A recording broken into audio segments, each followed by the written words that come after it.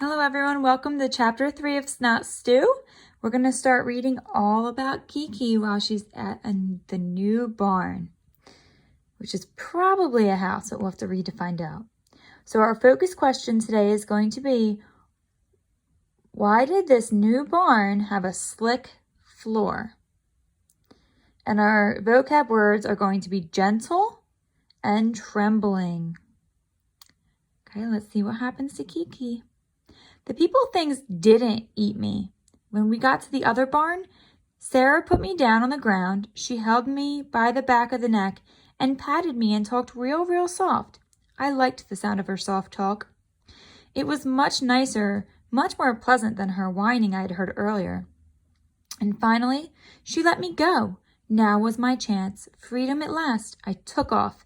Only the floor under my feet was slick as could be. I ran, my feet just spun and spun under. I ran harder, my feet just spun more. Finally, they took hold of the slickery floor. I went flying and ran as hard as I could. There was an opening in front of me, but the floor was so slick when I tried to turn, I couldn't.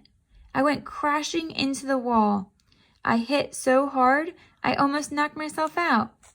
I still kept running, but I was in a different part of the barn, where the floor was soft and felt good under my feet. I could really hold on and move there.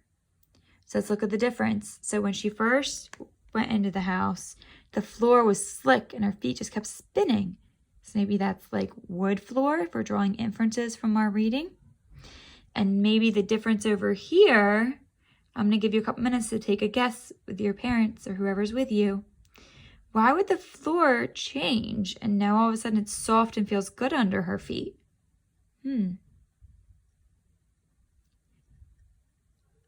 If you guessed carpet, that's what I think too. Or maybe a rug could be under her feet. So let's keep reading and find out. I ran and ran, trying to find a way out of this barn so I could get back to my own barn. Only there was no way out. This barn was closed tight. Finally, I found a place to hide. It was under a big long thing with soft pillowy things on it. Its bottom was close to the ground and it was dark under there. I sat trembling and panting and shaking. So there's a vocabulary word, trembling. So if we read that sentence again, looking for context clues or the words around it, let's read it one more time. I sat trembling and panting and shaking. So panting, we know is like when someone's breathing really hard. And shaking, we know what that looks like. So trembling is probably similar to shaking or breathing really hard. So let's keep checking. I was breathing so hard I could barely hear. But above my panting, I hear other people's voice in the other room. Leave her be, Sarah, the voice said. It was soft and gentle. And it sounded gentle, almost nice. So there's your next vocabulary word. So in those contexts, you're hearing soft, nice.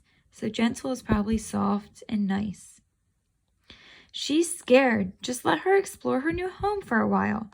Let her relax some. I want to play with her, Mother, I heard Sarah whine again. There's plenty of time for that, the mother voice answered. Just leave her be for a little while. Nobody came after me. I was alone under the long, dark thing with the pillow things. It's probably a couch, right? Long with pillows on it. Let's look at this illustrations for some more clues.